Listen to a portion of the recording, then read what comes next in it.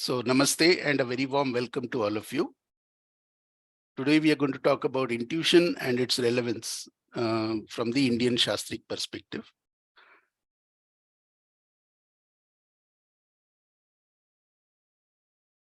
Let's begin with the Mangalacharanam.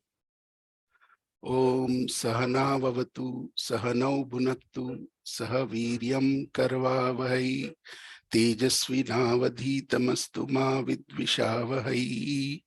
Om Shanti Shanti Shanti. So we are looking at intuition from mainly, I divided into 4 parts. This is a topic which we could talk for 1 hour, 1 day, or even 1 month or 1 year. So there's a lot of ground to cover, but I will try and keep it to the core concepts. And for those who are interested, we can do more detailed courses and sessions later on. So we'll talk about what is intuition, why is it relevant, how does it work, and finally we'll have some discussions. So the way I would want to run this is, by and large, you can allow me to speak. But if there is some question which is very urgent, which is stopping you from being a part of the session, then please feel free to raise your hand. I will give you a chance to ask, and then we can proceed, because generally I like to keep it as interactive as possible, but because this is also being streamed to YouTube, etc. So we prefer to have, and also most of the things which some of the questions you may have, I will probably may touch upon later. So if it is not very pressing, request you to keep it to the end, or you could also send it in the chat. And then at the end, we will go through the chat questions as well. If you think you might forget later on, just type it and send it in the chat. That's how we can do. So let's go ahead. So what is intuition? So let's go one step backward. If we look at what is the most important ingredient for us to run our life, if I ask you, you'll probably say knowledge, right? And as Indians, we call ourselves Bharatiya. So if you look at Bharata, one of the ways in which it can be understood is Bha, meaning the brilliance or the light of knowledge, and Rata means people who are engaged in or take delight in something. So Bharata is the land where people are basically all about knowledge. They look at knowledge in all its aspects. So it's probably the civilization which has very advanced understanding of knowledge. So how do we so how do we look at knowledge from the Indian Shastra perspective? So in the Indian Shastras, there is 3 levels of knowledge mainly. Different Shastras will have different, more or less number of pramanas, which is the source of knowledge. But these 3 are recognized as fundamental by almost all schools of thought. First is, of course, direct perception, which is called pratyaksham, right? So what is pratyaksham? It is basically the senses, the eyes, ear, nose, the 5 senses. So this is called pratyaksha pramana.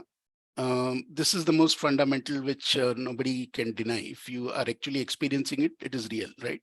So basically it is addressing the question, what is reality? How do we know what is true? How do we know something?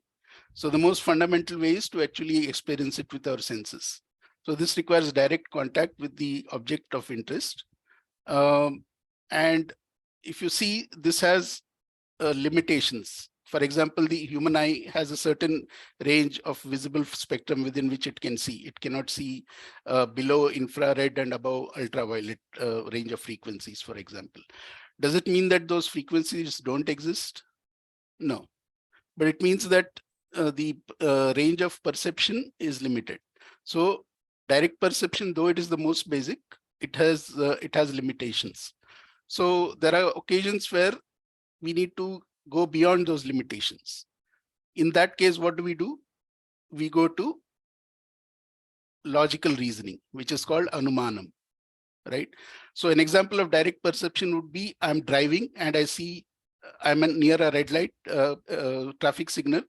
When I see red, I know that I need to stop. If I don't see that, I might go ahead and get into an accident. So that knowledge that the signal is red is important at that point for me, and I get it through direct perception.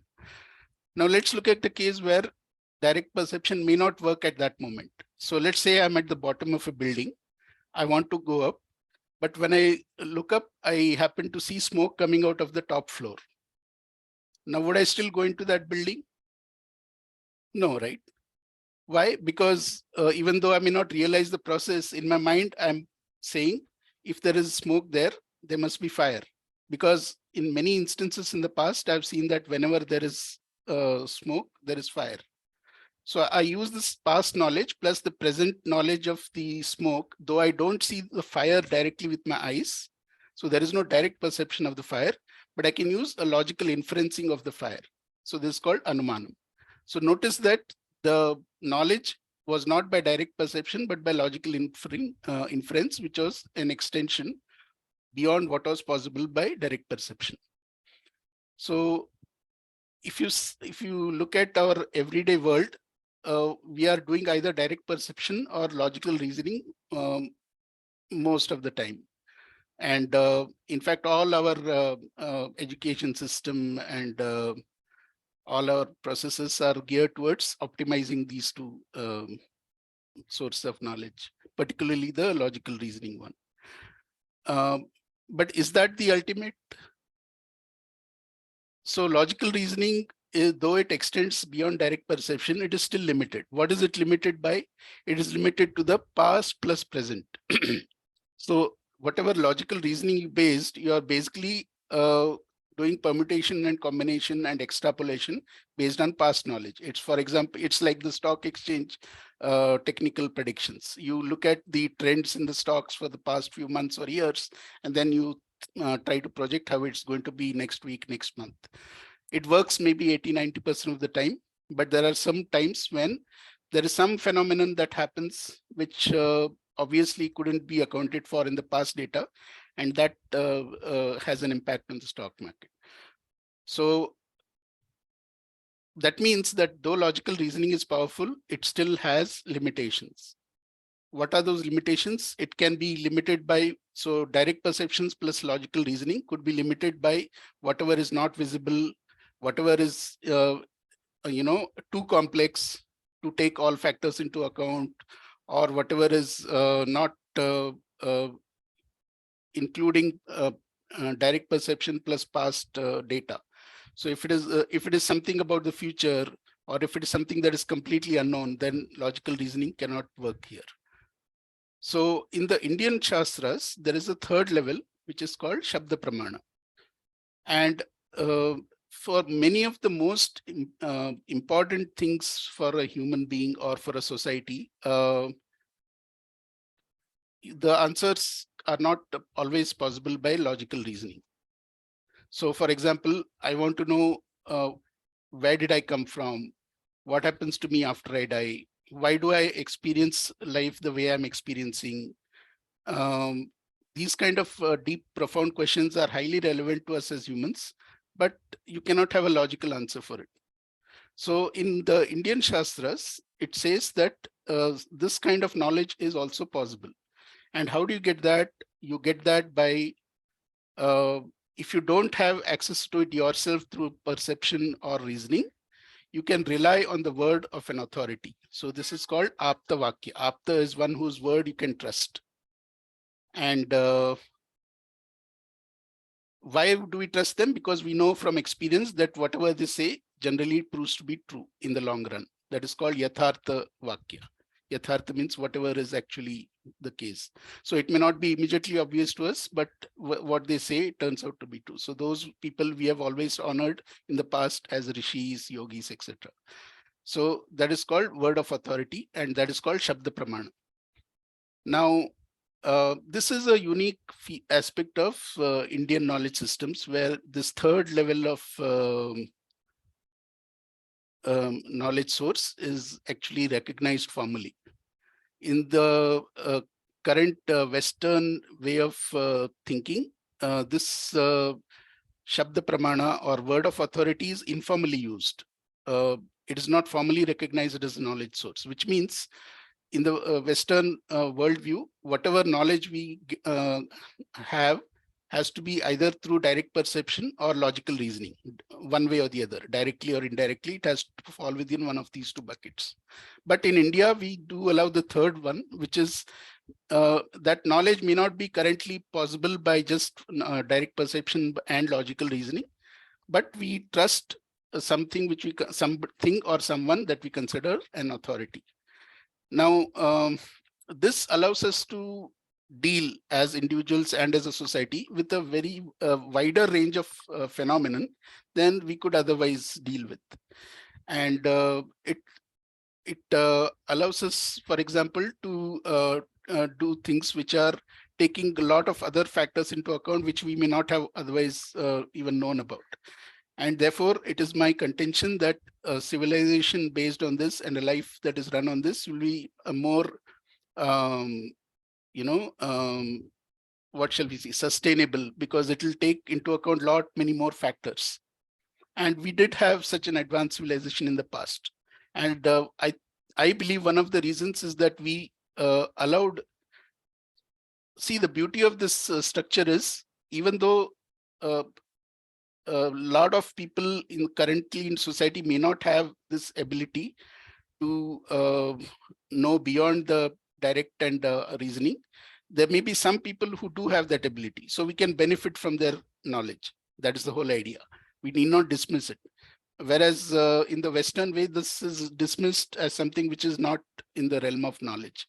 It is dismissed as superstition or something which is pseudoscience or something like that. Whereas we actually honored this type of knowledge, provided it was from reliable people who we could trust.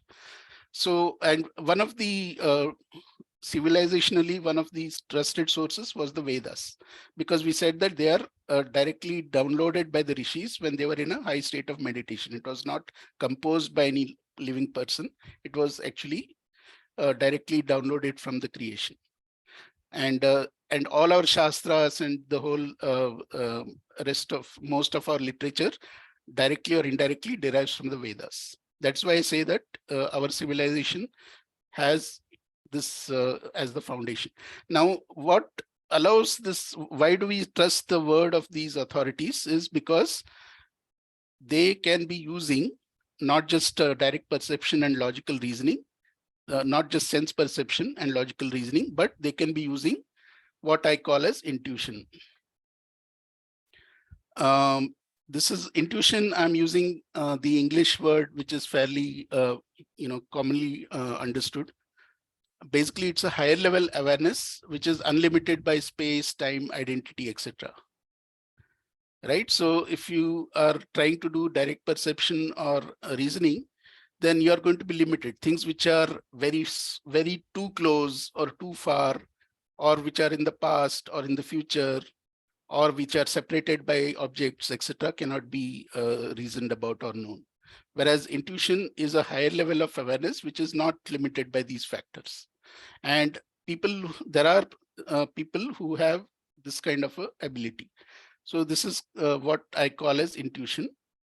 And in Sanskrit, because there is more specific understanding of this, therefore, there is no direct mapping of the word intuition I could find. I could find 3 different words which are used in 3 different contexts. Based on the context, there are different words. So let me explain that. So from the point of view of applying the knowledge, that is the prayojanam, intuition seems to be called pratibha. And this is found in Sahitya and Veda. References to this are found in Sahitya and Veda. For example, the ability of poets, how do they compose poetry? So there is something beyond just language skills that they use. So this linguistic intuition, the ability to find the right word to cause the right effect, is an example of pratibha. Similarly, a very skilled Vaidya, when he looks at the patient, he would immediately know what is the illness and what is the root cause and what is the cure required. He may not need to go through the elaborate process of analysis by looking at it based on so some part of it would be based on his experience, but some part of it is not explainable just by experience alone. There might be another Vaidya who is equally experienced, but he may not have that skill. So this extra component is what is called pratibha, because it is beyond what is explainable just by logical reasoning, right? So this is one term. Then if you look at it from the point of view of as a pramana, from Nyaya, for example, and pramana means knowledge source. How do we know something is true is called pramana. So if you look at it from the point of view of a pramana, then intuition is called yogaja pratyaksham, because this ability is found among people who practice yoga and have attained a certain mastery. So it is supposed to be born out of yoga. So yogaja pratyaksham. And for those people who have that access by mastery of yoga, for them, that knowledge is pratyaksha. For them, it is not derived from somebody else. It is their own direct perception, except that it is not sense perception. That's why it is not the normal pratyaksha. It is called yogaja pratyaksham, not laukika pratyaksham, but yogaja pratyaksham. And for people who take that knowledge and use it, relying on the word of these yogis, for them it becomes Shabda Pramana. That's how it works. So as far as this hierarchy is concerned, we have Pratyaksha, Anumana, and Shabda. The Shabdak knowledge, which for us would be the Pratyaksha, Yogaja Pratyaksham for the people who actually have intuition. So this is the mechanism which allows intuitive knowledge to be incorporated into our daily lives, whether it is seen by us or by somebody else who has higher level access than we have. That's the whole idea. And this is a very unique aspect of Indian culture, which we have almost forgotten today. The third way, third term or third context in which intuition is talked about is the very nature of the cognitive process. So for me, when I'm talking about intuition, I'm looking at it. See, basically, I should tell my background. I started as a life as a research scientist. I was looking at, I was working in the field of AI, working on applications of natural language processing, for example, machine translation from English to Hindi. So it was all about making computers smarter, allowing them to access, use knowledge, language, etc. So in that process, I got interested in language as well as knowledge. Parallelly, in my life, I also got interested in how does life actually work? What is it about? Who am I? So those questions, I think everybody goes through at some point. And I asked those questions. And that personal inquiry led me to discover intuition, completely independent of Sanskrit and Shastras, because I never had a Sanskrit and Shastra background when I was in school and college. I was basically a technology person. But later on, I got interested in intuition. I started learning and practicing it, and I found it very interesting. Parallelly, after a long career in software technology and consulting, I started moving towards Sanskrit. I did my MA from MIT in Sanskrit, completing in 2021. And during that process, I discovered Shastras. And I found that the Indian Shastras are very much based on intuition, though they don't obviously call it intuition, but they call it with these three different terms.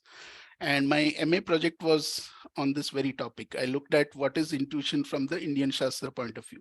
And what I'm presenting here today is essentially what I did for my MA term project. So apart from this Indian Shastra view, I do have a view of intuition which is based on my personal experience and research, but I'm not covering that because we have limited time today. But that's also a very important part of the reason why I talk about this with so much conviction and passion, because I've actually experienced that to some extent in my life. So the third context in which intuition occurs in the Indian Shastras is called Ritambara Pradnya. This is when we look at the nature of intuition itself. So what it's, and this is found in yoga and Vedanta, etc. So here you're talking about the actual process of how intuition happens. So it says that when your intelligence becomes highly evolved, then it's able to have a direct connect with the whole of creation. So Ritam is a term which was used in Indian civilization long back, but it has kind of fallen out of popular use. But it's a very powerful concept.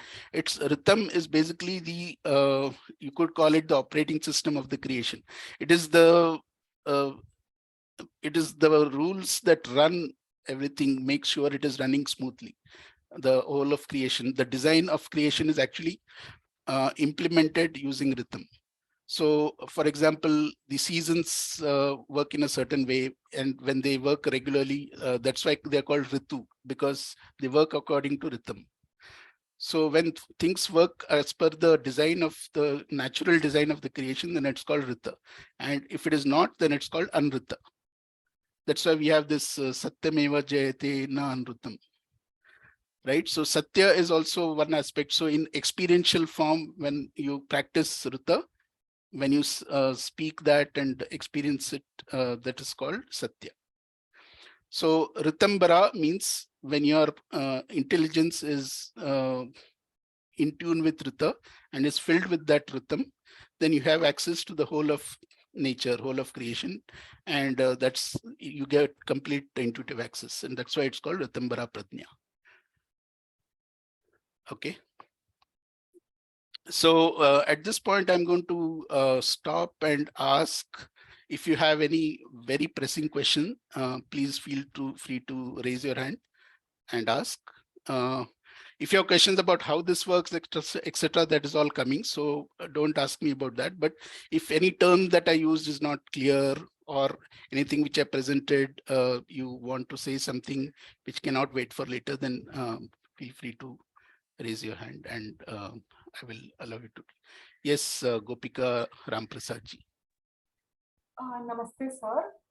My doubt is, you mentioned that medical practitioners will come to know about the disease of the patients through intuition, but can they know through inference also? Because they can, but it's a longer process, and sometimes they may not have all the data available. Okay. So in that case, they may just rely on their intuition, gut feel. We all do that actually, to a greater or lesser degree. We all have to rely on, all of us have this intuitive ability, though we may not be aware of it, we may not be consciously using it, but it's there. And for some people, it is more developed and evolved than others. And very skilled Vaidyas, they don't necessarily distinguish it. They think it is part of their experience, but there is a part which their experience may not have exposed them to a similar case earlier, yet they will know. How is that?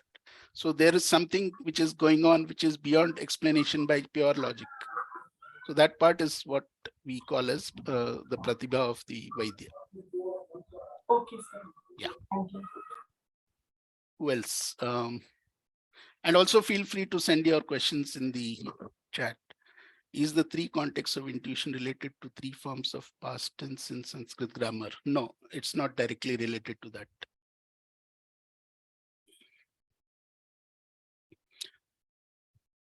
Okay, just a quick feedback. Is my speed too fast, too slow? Am I making sense? Is this...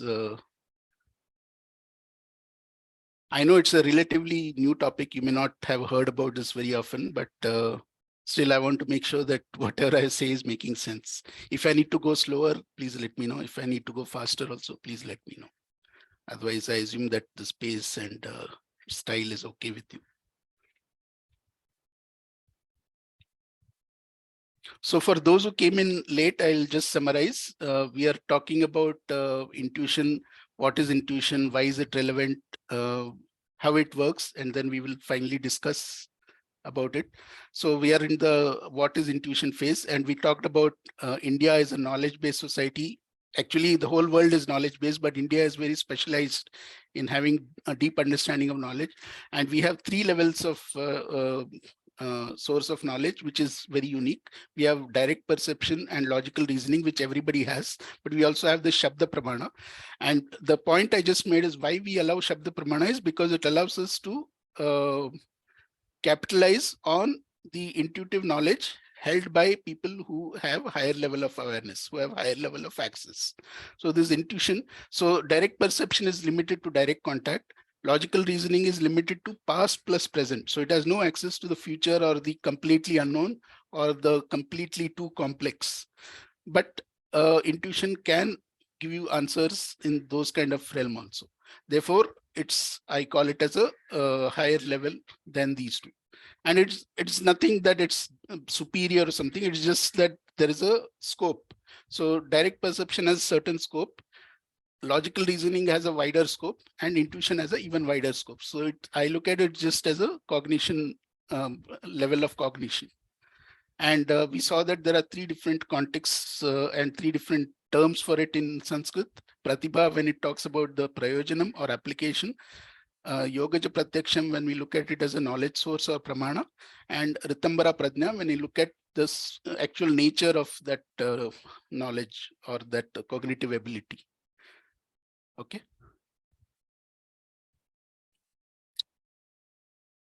So let's move to the next stage, which is why is this relevant? Why are we talking about intuition? Amit, there are a few chat. I mean, if you can just look into the chat. Yes. Okay, pace is fine. Thank you.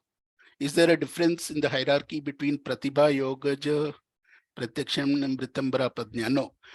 They are different terminology for essentially the same concept. You look at from different viewpoints. As I said, if you look at the term intuition in English, whatever that it covers concepts, there is not one-to-one mapping because Sanskrit has more specific viewpoints on this. Therefore, there are different terms depending on the context. So if you're looking at from the application, it would be called Pratibha. From the Pramana point of view, it would be called Yogaja Pratyaksham. From the Ritambara Prajna, from the nature of it, Swarupam. So there is no hierarchy between those. They're all talking about intuition only. Does the English word rhythm any connection with rhythm? I've wondered about that very often. I have not investigated it, but quite possible. Because when things are according to rhythm, then there will be a rhythm. It's the dance of the creation, which is in harmony. So it's possible. Okay. So let's go to the second part, which is why we are talking about intuition. First thing is, I believe intuition is the very foundation of our civilization. As I said, our civilization is ultimately derived from directly or indirectly from the Vedas. All our shastras, all our ceremonies, rituals, our lifestyle, everything is ultimately traceable to the Vedas. Most of it anyway. So, and these Vedas were intuitively perceived by the rishis. And also the shastras, if you see the earlier shastras particularly, the ancient ones, they were also intuitively guided because if you take Jyotisha, for example, there is amazing accuracy on the orbits of the planets and very accurate prediction of the eclipse times for the next 5,000 years. But this was done without any discernible use of instruments. How is that possible? Or Ayurveda, for example, I don't think they cut open thousands of bodies to see how it works and what kind of medicine works on what disease, how it actually takes effect. So what these people did is they sat in meditation and through the intuitive process, they were able to visualize what is going on and then they recorded that. So the Shastras also are intuitively guided. So it is the very foundation of our civilization. That is one reason why we should be interested in it. The second and more immediate reason is, as I said, direct perception and knowledge, logical reasoning have their views, have their utility, but they are restricted because they cannot deal with the unknown and they cannot deal with the future. and they cannot deal with things that are too complex where you don't know what are the interactions between the complex parts. So when dealing with any of these three areas, and in modern life, we invariably deal with one or more of this. Therefore, becomes very relevant. For example, I'm faced with the question, is this choice really in my best interest? It could be a career choice. It could be a house that I'm buying. It could be a marriage partner. It could be a business relation, whatever. I look at all the factors and still I may not have the complete picture because there may be something which is hidden from me. So if there was a way to tap into that and tell me that it's really in my best interest or not, that would be of great value.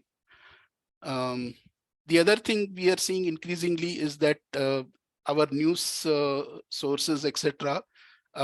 Ideally, we want them to be unbiased and give us the truth, but we are seeing increasingly that they are agenda driven, and they often give us conflicting reports about a particular event or phenomenon. So we don't know which one to believe.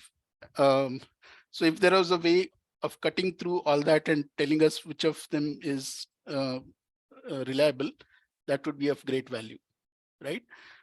So this is two practical applications. You can think of many such cases. That's at a personal level. Then at the group and at the society level, intuition is what is required for innovation and planning for personal and public good.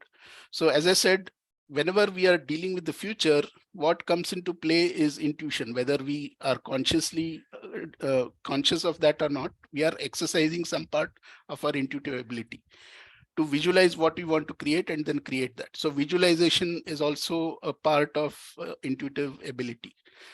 How do I create something truly unique? If I'm a person, let's say if I'm the founder of a startup or a company who's creating some products and services, I want to create something unique. How do I do that? So if I just go by what is already there, I will end up doing incremental work. If I want to create something truly innovative, then I have to, in effect, I have to access the future, look at what people really want, even though they may not know it. And that is what, for example, somebody like Steve Jobs at Apple is supposed to have done. He's on record saying that when he visited India and got in touch with some yogis, he learned something about intuition and he practiced that to some extent. And he's on record saying this helped me a great deal in my work. So people who have intuitive ability are found to be more creative, innovative in general, and you can consciously tap into it. At the policy maker level, if our policymakers had access to intuition, then they could check whether this particular policy is in the best interest of people in the long run, because they may look at all the factors which are available through the conventional sources, but that still may not give the full picture. So if they have access to intuition, they may find that it is not in the best interest, or something else may be in better interest. Okay. The fourth reason to be interested is it's very much a part of our human design. So we are supposed to be intuitive people. It's just like we have a body and we have a mind, and if you want to use our full potential, it makes sense for us to use that to the best ability, right? And develop and nurture it. So same way with our intuitive ability, it is a part of our design. So why would we not use it? And actually, we already do use it. We already access it, but right now we are doing it randomly. So all of you would have had experiences where you had a gut feel about something, or you had a flash of insight, or you dreamt about something, or you visualized something, right? So we all have this ability. It's just that we are not consciously aware of it. We don't necessarily call it as intuition, or we may not have known that it's possible to systematically nurture and develop it. So question is it possible to systematically nurture and develop it? So according to our shastras, yes, definitely. And the next part of my talk is about how that is. And as I said earlier, I have experienced that this is possible to systematically nurture and develop, even without referring to our shastras. There are modern people who have also researched this area, and they have come up with other techniques which are similar to what the Shastras talk about, but not exactly. So they have kind of maybe independently found about it. So I have some experience in that, but today I'm not talking about that. I will restrict myself to, because this is the forum for Indian knowledge system. So my discussion will be largely talking about Shastras. And anyway, we don't have time to cover both perspectives. But if you're interested, we can have subsequent sessions where I can talk about that part, which is, from the let's say modern perspective on intuition or my own experience with that. Whatever I'm talking about Shastras is what I learned by studying Shastras in my MA and during my term project.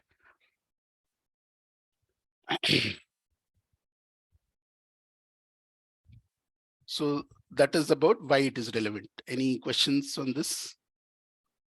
Any comments? Rhythm means truth or reality. Yeah, see, the thing is, all these terms are basically non-translatable. So we can try to give the closest translation, but it may not exist. So at one level, you can say, yes, it means truth or real, but really it is the thing that keeps the creation going the way it is meant to be as per its design. So that is what rhythm really is. Okay.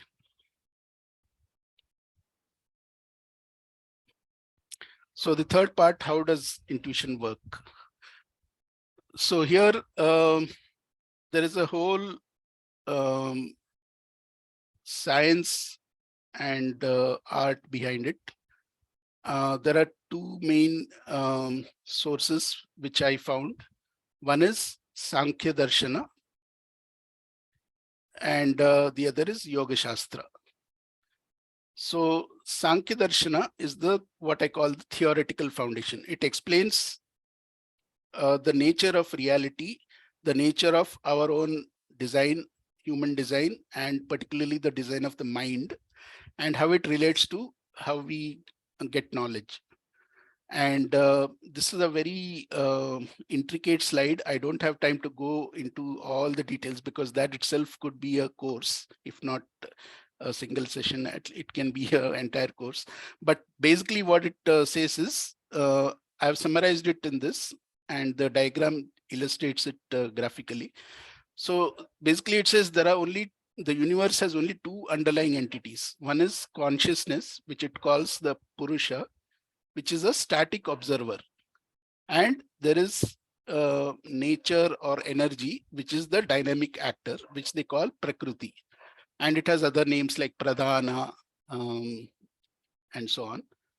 So this is, so Purusha is basically consciousness and Prakriti is nature or energy.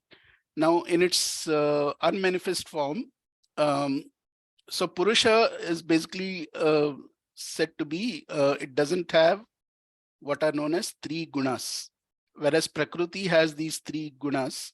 Guna, the Sanskrit word, normally translates to quality, but I don't think it means quality here. It's some kind of a fundamental force of nature. So they've identified three forces of nature. So there is Sattva, Raja, and Tama.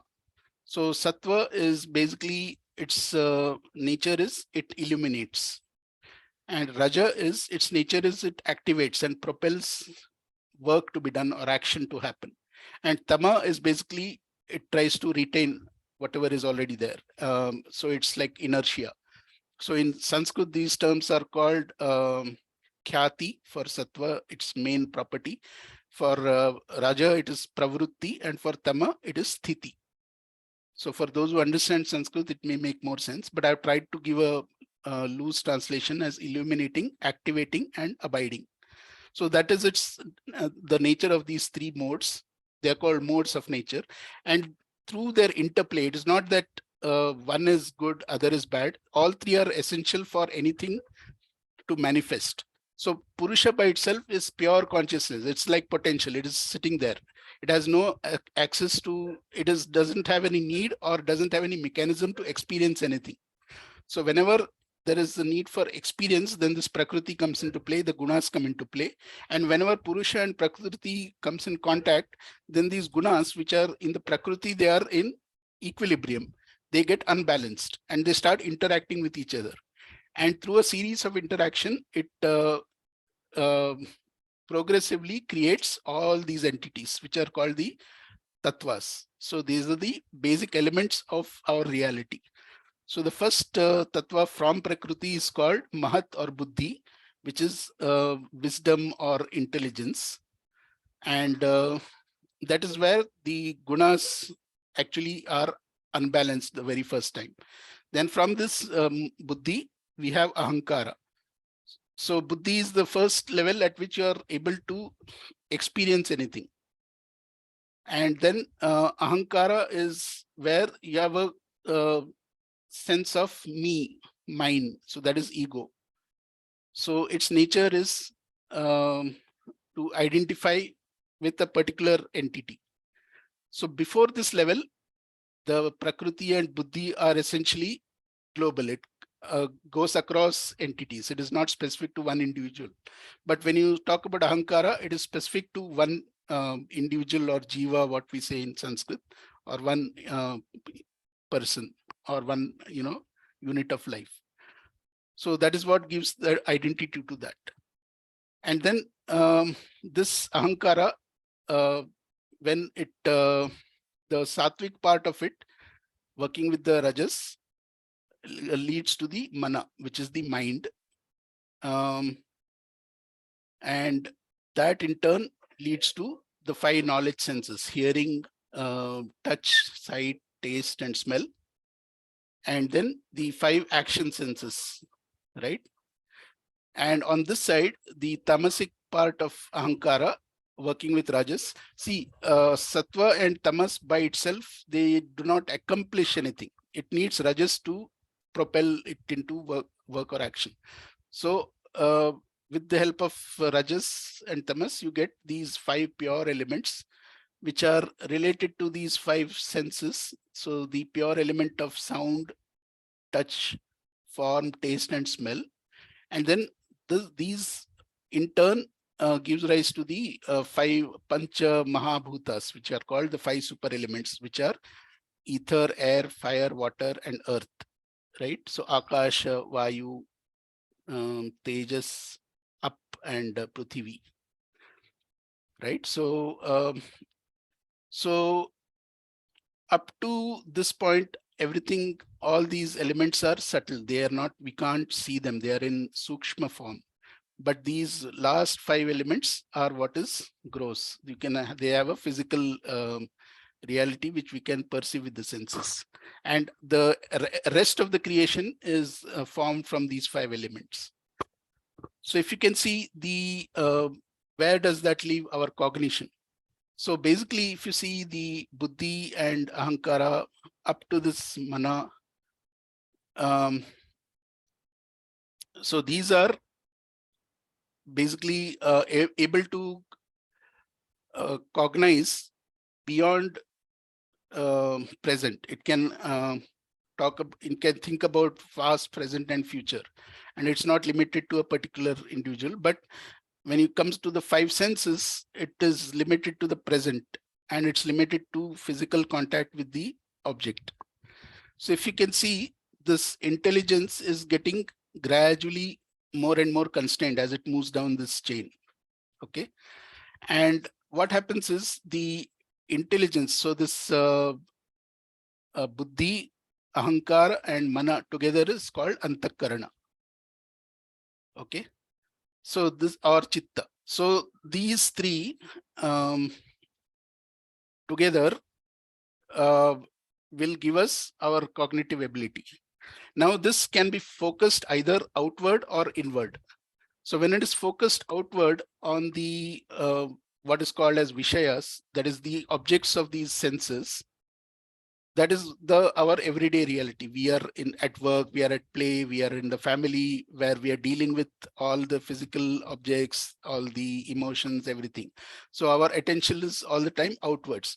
So when the attentions are outwards, then what happens is we get bound to that state where it becomes the intelligence and the cognition gets limited to the external sources. And we get attached. Our nature as human is to want sukha or joy or pleasure. So whatever we have experienced in the past as pleasant, we want to repeat that, or whatever has been dukkha, we want to avoid that. So we take actions which are which try to replicate the good or avoid the bad, and that keeps us constantly in a loop. And it also binds us to a cycle of life and death, because whatever desires we have unfulfilled or karmas that are still balanced, you all know about karma theory. So that's all uh, also comes as a fallout of this model. So it says that when the intellect is focused outwards, then this is what happens. On the other hand, when you start focusing it inwards on the nature of this connection between Purusha and Prakriti and what is my true nature, inner nature, when it turns inwards, then this process of this 25 elements getting created starts going backwards. So this forward process is called prasava, which means birth, and the reverse process is called pratiprasava. So when you withdraw your attention from the outside world to focus it inwards, then slowly these bondages and constraints start um, going back, and your intellect goes back towards this original state, which is pure Mahat or pure Prakriti, which is independent of individual boundaries or space and time. Therefore, you start having intuitive abilities progressively. That, in a nutshell, is the theory behind it. So this is Sankhya Darshana. Now, coming specifically to the science behind the intuition and how it works. First of all, intuition is the natural process, but it gets blocked. So this buddhi itself has access to all the knowledge, but how it gets blocked because of ego and sense imposed filters, which is then becomes visible to us in the form of the Jagat. So intelligence gets bound by body, time, space, life, contact, etc. constraints. And that's the reason for the block.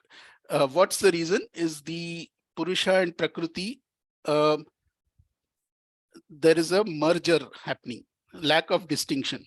So it's like analogy is given here. Suppose there is a person and he has no external reference. So there is nothing he can see. He cannot even see himself. Now to see anything or himself, he needs a reflecting surface. Let's say a water surface. So when he goes and sees that water surface, he sees himself there. And he says, okay, I'm this person. Now, if that water surface gets disturbed, what happens? I see a disturbed image and I think that I am disturbed. So there is a merging, lack of distinction. So the only way the Purusha can experience anything is through Prakriti. And because Prakriti has these gunas and it has all these constraints and etc., they kind of get imposed on the Prakriti Purusha because of lack of distinction, because of identification of Purusha with Prakriti and saying that this is me.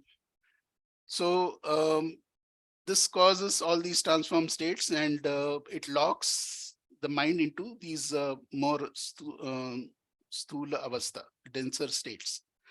So that is the Sankhya part. Now the Yoga Shastra part is the practical aspect of how do you actually remove this block.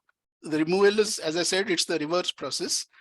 When you move your mind from external attention to move it inwards, and through meditation, concentration, etc., yoga practice, then this triggers the reversal of that merging. So it kind of starts separating. And when the separation is complete, when you realize that there's a Purusha and there's Prakriti, then that no longer has that kind of a binding influence on you. So you get liberated. So this separation clarity is called Kaivalya in yoga. And that state, as a byproduct, it gives you intuitive cognition. So intuitive cognition via reversal of this consciousness and energy merge and the resulting transformations is basically what is intuitive cognition as part of the pratiprasava process. So the focus of yoga is not these intuitive states. That's just a byproduct. There's a specific sutra which says for people who still don't have reached this samadhi state, these may seem like accomplishment or siddhis, but if you are in that samadhi state, then this is just a byproduct. So it advises you not to particularly hanker after these states, because the goal is much beyond that, to go beyond even this. But for our day-to-day living, as we saw, there are a number of reasons why we should cultivate at least this much intuition, which will help us in our day-to-day life and allow us to be better human beings, take better decisions at the individual and collective level. Therefore, it still makes sense to talk about it, though we should not get limited even by that. But right now, we are not even at the stage where we can consciously use it. So we, I think, should go to that stage. So that is the first part of how it works. The second part is the Yoga Shastram, which has a very elaborate process, which if you follow strictly and rigorously, then it gives you a systematic way in which you will do this pratiprasava. Your mind will get purified of all the sanskaras that which has collected over time, and it becomes clearer and clearer, and then your vision becomes clearer and clearer, and you get intuitive access. So how that works is explained with respect to the design of the human. So in Indian shastras, the human is viewed not as just a body and a mind, but as a 5-layer entity, which is called the Pancha Kosha. So there is the physical body, which is Annamaya Kosha. Then there's the energy body, which is Pranamaya Kosha. Then there's the mind body, which is Manomaya Kosha. Then there's the intuitive body, which is Vijnanamaya Kosha. There's the bliss body, which is Anandamaya Kosha. So, and these Annamaya Kosha is formed of the 5 elements and the food that we eat, which is also composed of those 5 elements, which is the physical body. Then the Pranamaya Kosha is all your, if you are familiar with this chakras, 7 chakras and the nadis, etc. So those energy vortexes and the connections between them, that thing is what is the Pranamaya Kosha, the energy body. Then the mind consists of the conscious mind and the superconscious and subconscious mind, which operates at different wave frequencies, etc. This is called the mind body. And then there is the intuitive body, which is Vijnanamaya Kosha. So there is ordinary intuition, solutions, healing, materialization, all that happens at this intuitive body level. And then Anandamaya Kosha is, this is a level which is very close to the actual Jivatma level, which is basically a Ansha of the Paramatma, is in what we believe. So yoga doesn't necessarily go up to that level. It just confines itself. Its scope is to work with this body-mind complex and to purify it, to access the state of perfect cognition, where you're not limited by the individuality of being limited to the senses. So how that is done, there is the Ashtanga Yoga 8-fold path, which if you follow, so there is Yama, which is external discipline, Niyama, which is internal discipline, Asana, which is posture or meditation seat. Now, normally, at least in the West, as is popularly perceived, yoga is come to be identified with only this part, the asana part. But actually, as you see, it is a whole different, it's 8 steps, 8-fold path of going back to the, the state which is the pure or the unmerged state. That whole thing is called yoga. So asana, then pranayama, breath control, these are all very loose translations. Okay. So prana is not breath. It is much more. It's basically the life force, energy, or whatever. So, but still, the breath is the access to it. So we can say breath control. Then pratyahara is withdrawal of the senses from external objects to inwards. Then concentration on particular objects or entities. Dharana, then dhyana, where you are completely focused on it, and then ultimately samadhi, where you reach such a state of concentration that you experience oneness with that object on which you are concentrating. So these first 5 are called the bahiranga. They are called the external part of yoga, which when you practice, it supports and sustains the last 3, which is the core part of yoga, which is called antaranga yoga. And it talks about how your mana has different vrittis or states and different functions, and there are some parts of it which are very disturbed, and there's some which are more focused and concentrated. So this last part where it is concentrated is actually called samahita chitta. So for that to happen, we need constant practice and dedication, and we need to gradually cleanse our mind of all the things which makes it go run here and there. So we have to gradually do that. So this yoga shastra gives that elaborate process through a number of steps. It says that this is how it, if you properly practice it, it works. And it gives stage wise, it gives a set of intuitive access that you will get, which are called siddhis. I'm not going into the details of that because of lack of time, but I will give a reference to when I presented my term project. I had given more details of that, so you can, those of you are interested, it's in Sanskrit with a bit of English, but those who are interested can read it up. And if you want to, if there is interest, then I will translate that whole thing and present it as a longer course in future. So that is about how it works. So this was, I know it was very rushed and very high level, but still, if there are any questions, we could take them, because I want to really keep a lot of time for discussions, because I'm sure you'll have a lot of questions. What is the mark confirmation of true intuition? How to differentiate between pure intuition and that which is slightly contaminated?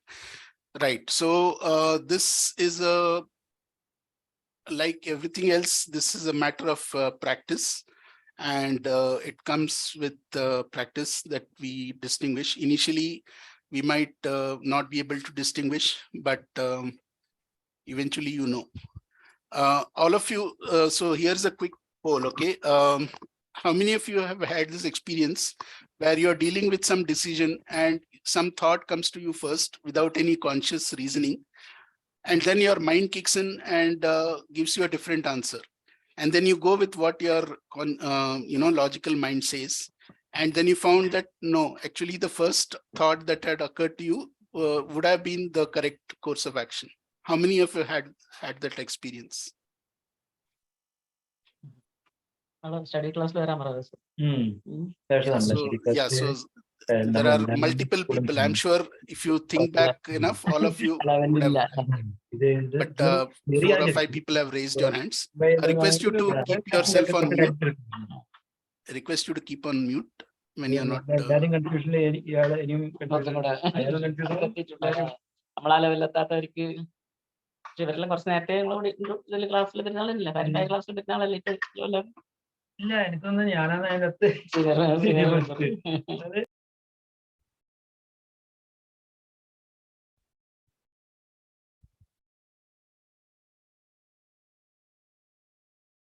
Yeah, so that happens. So it's a it's an ongoing learning. So even after a number of years of experience with this, there are still times when, because we are so used to working with only our mind and never using our intuition, that it does take a lot of unlearning to start trusting it. So I'm not going to pretend that you just do some course and overnight you get all this access. It's not like that. It's a lifelong study, and you will start getting a little bit of mastery, and then you will hit a new level where you have to go beyond that. So it's a constant process of accessing higher and higher levels of awareness. And there are times when even so slowly you have to build those evidences for yourself where you are able to trust your intuition and say, yes, I have observed that when I get this kind of answer, I know I can trust it. And ultimately we have to be clear that the buck stops at us. It's our life. We have to take the call, whether we use just sense perception or logical reasoning or intuition. Ultimately, we are going to, we have to live with the consequence of our action. So it is up to us what best we can use. So over time with practice, we can learn to recognize those when our inner voice is telling us, and there are some steps, concrete steps which help, like practicing yoga, practicing meditation. I don't really have time to go into that process right now, but we can do a separate course and focus on that if there is interest. So there are definitely techniques which help, but I can't say that this is a magic wand that will always work. You'll have to keep innovating, see what works for you. Because one thing about this domain is, intuitive domain is very subjective. It is very person specific. So different people may have different ways of seeing. Some people may see very visually. Some people may just know it in their head. Some people, sometimes you get a sensation in your stomach or something where if something, there's a discomfort and you know that it's not the right choice. So, and it could be a combination of this and it could change over time. So there are different ways. So there are definitely tips and techniques I can share in a more detailed course than we have time for right now. Okay.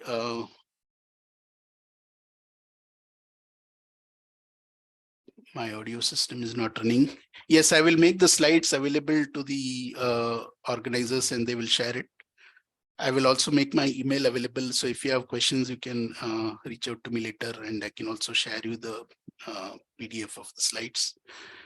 At a state of knowledge or complete enlightenment, the personal perception of things can be beyond intuition and direct, right? So intuition, when you are at an intuitive state, you will get direct perception. As I said, it is called yogaja pratyaksham. So for you, you directly have that knowledge. You don't have a doubt about it. So for you, it is pratyaksha only. I don't know if that answered your question. But for others, it may seem like he's using intuition and it is not clear how he's done it. But for the person who is having that intuitive access, it is, they are very clear about it. If they have got the mastery to trust their intuition. Do you find the above shloka relevant in describing intuition? Purva janmarjitam vidya, purva janmarjitam dhanam, purva janmarjitam nari agre, agre dhavati. It doesn't immediately strike me as being relevant, but let me think about it. Thanks for that. Is intuition is a side effect, right? Can it be a goal? Should be a goal. As I said, it is a side effect when your ultimate aim is moksha. Right now, most of us are not there. We are in our daily life, and it can be a very powerful tool in daily life, and we should all make use of it to realize our full potential. It's like somebody saying, I will use only my senses, I will not use my logical mind. Would that make any sense? Why would you not use your logical mind? Because it's a resource that, it's part of your design. So same way, intuitive access is a part of your design. It is a knowledge source that is made available to you for dealing with situations which are beyond the sense perception and logical reasoning. So why would you not use it? Whether it should be the ultimate goal or not is individual choice. Yoga Shastra, for example, is clear that it's only a side effect. That should not be the primary goal. Because what happens is, since we are all humans, there is a tendency to get arrogant about it, and you might start boasting about it. You might tend to misuse it. That's why they didn't want this to be widely promoted and advertised as something which everyone should aspire for as a goal. But I think we are in a different situation here where we are not even exercising. So what happens is, all these levels, if you don't exercise, it goes on falling back to the lower and lower state. So if you use intuitive access, at least your intelligence will flourish. If you use intelligence, at least your sense perception will flourish. So right now we are just using, because we are not even exercising intuition consciously, I think it is our intelligence is also suffering. So I would say for a current state of level of humanity, it's a good goal to have at least some intuitive access. May not be at the Rishi level, but something which will make our individual lives more empowered, make us better human beings, should definitely be a goal. Okay, so that was about the how part. So any other discussions? It's now, I've kept about 15-20 minutes for open-ended discussion. So I would like anyone wanting to share their own experience with intuition. Before that, I want to share my experience with one specific example. So about 2 years ago, my daughter was visiting, and it was her birthday, and we wanted to go and buy a cake for her. So we drove to the bakery. We had booked the cake, but for some reason there was a delay, and they said that it's going to take about 15-20 minutes. So we said, okay, let's use the time to fill up petrol in the car. So I was driving at that time, and my daughter was she had got her license, she had learned, but she was practicing to become a better driver. So once in a while I give her, ask her whether she wants to drive, and normally she says yes or no. That day, I wanted to ask her, but for a moment I had a hesitation. But then I said, it's her birthday, let her actually experience the joy of driving. So I asked her, do you want to drive? She also stopped for a moment. Normally she immediately says yes or no. She stopped for a moment, hesitated, and then said, okay. And then she took the wheel. We went to the petrol pump. There what happened is, there was a car in front in the queue for checking the air. And by mistake, instead of putting the brake, she hit the accelerator, and our car went with great force and hit the car in front, and there was significant damage.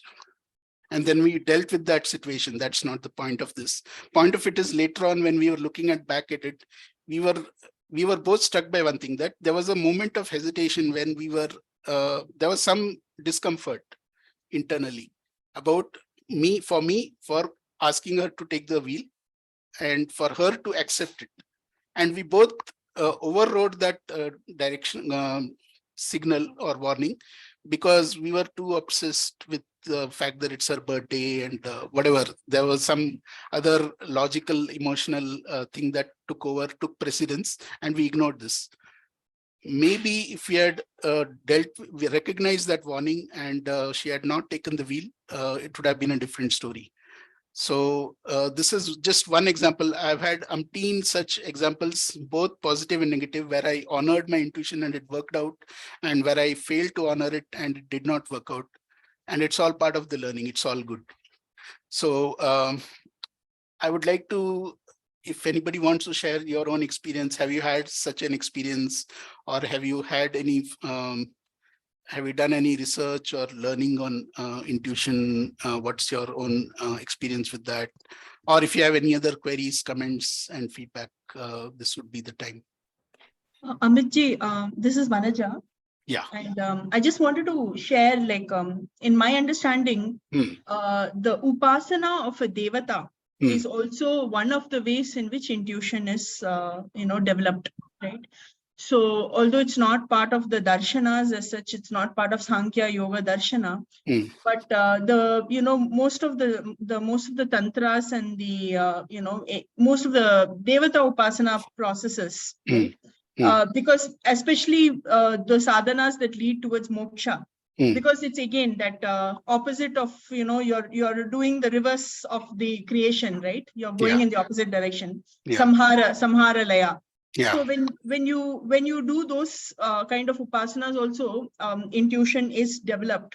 Although the attribution again is not is more on, you can say on a metaphysical level, it's attributed to devatas maybe coming, and at the end of the day, of course, devatas understood as Atman, right?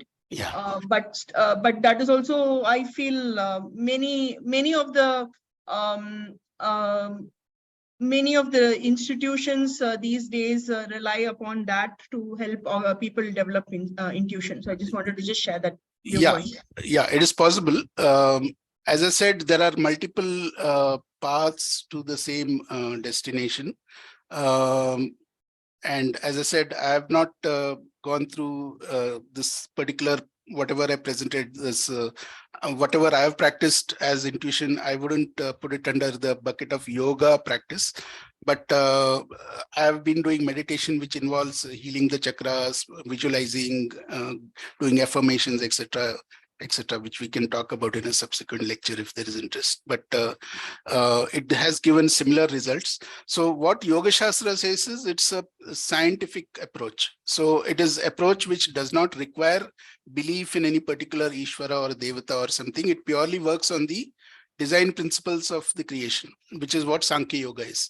So it keeps the question of whether what is beyond this Jagat, it keeps that question aside. It doesn't say there is a God, doesn't say there is no God or Devata or etc. It just doesn't deal with that question.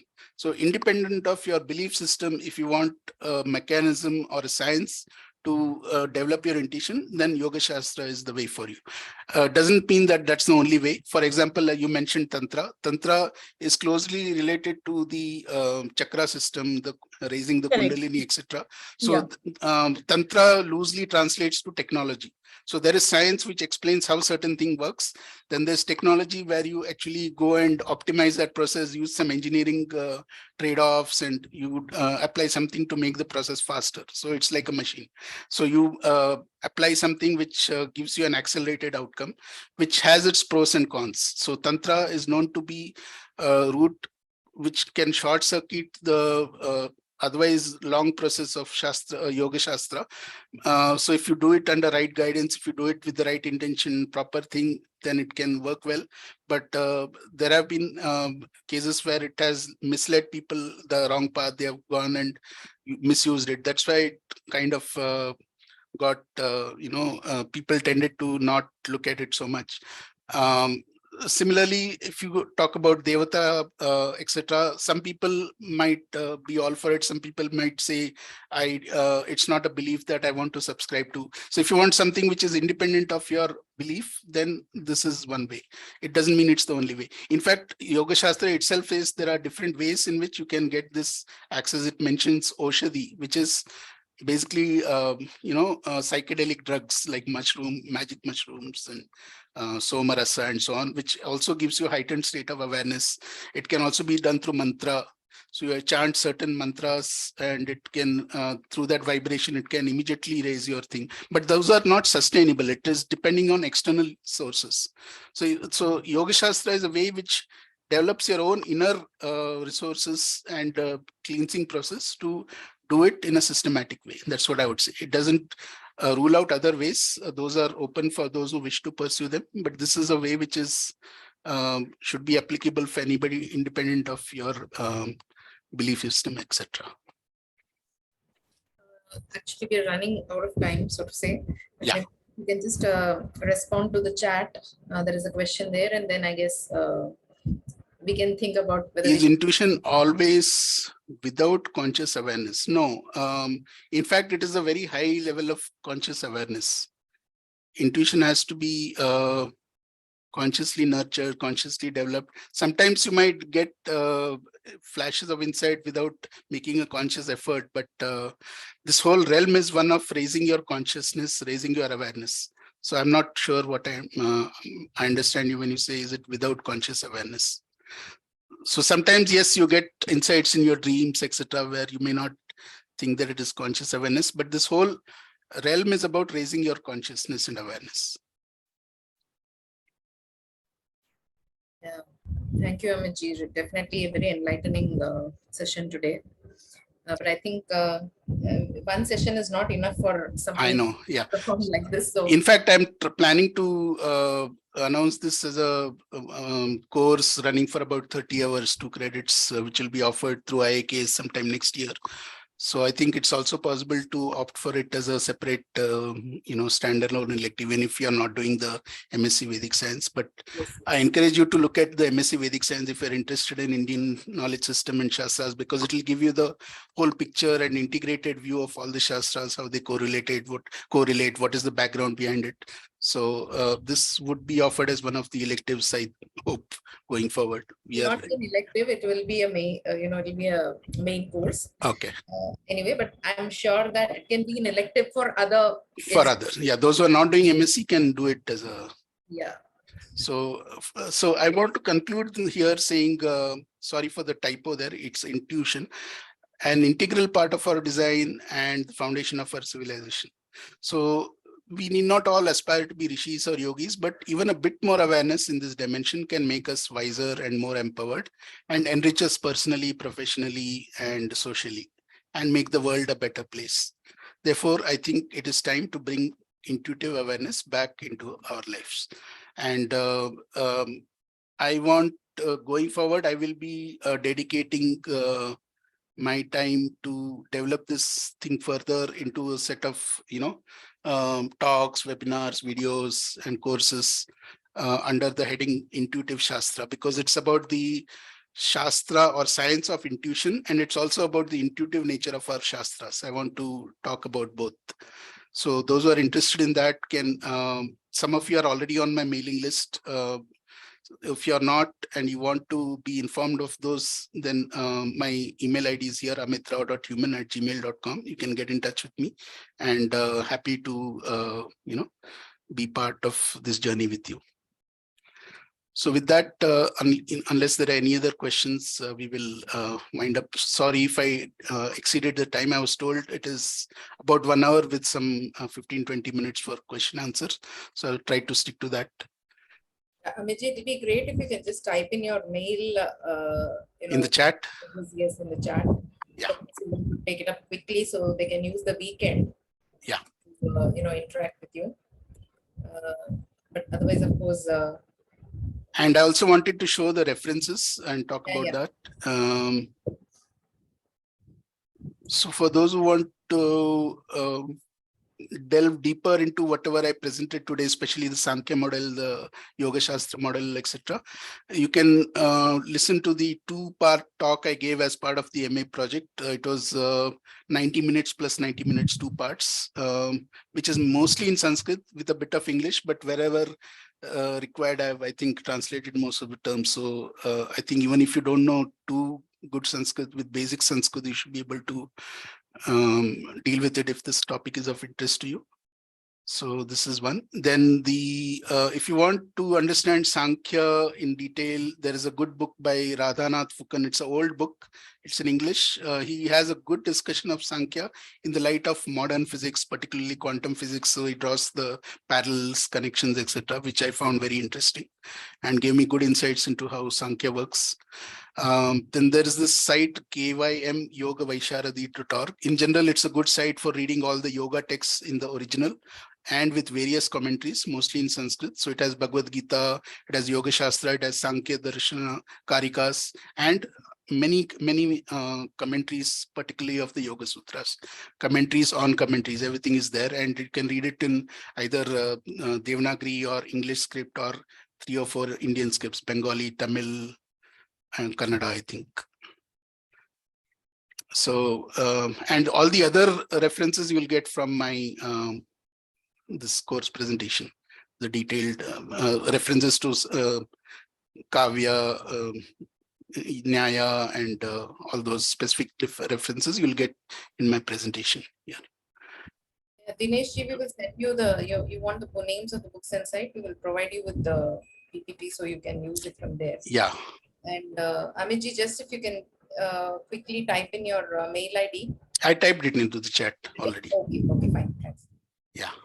Thank you for taking time out for this session, Amit ji. As always, I've been through your sessions many times previously as part of your term project at MA, and we have had long discussions on this, and so. But every time you never fail to surprise me with something, more. And definitely today also I had my own aha moments. So Great. Thank you for the session and for your time. Yeah. We'll continue working on this, Amit ji. Thank you very much. I'm really grateful to all of you who turned up, my teachers, mentors, students, family, friends, everyone of you who are here. Those of you who wanted to make it but couldn't, I am also grateful for them. We will share the video recording. You can catch up. They can catch up on it. And as I said, this is the start of a journey of intuitive shastra. This is the first public talk I give on intuition. I've given a couple of specific talks, but this is the first public one. But as Vaishnavi ji said, this would be the beginning of a journey. So looking forward to it and looking forward to your participation in that. Thanks once again.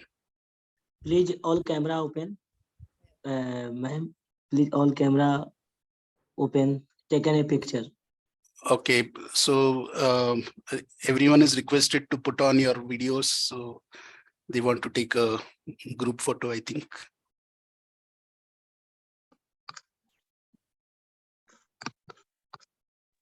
Amit ji, you might need to stop sharing. Oh, I need to stop share for that to work. Okay, let me do that. Then we can see everybody. Okay. Vanaja, can you stop recording?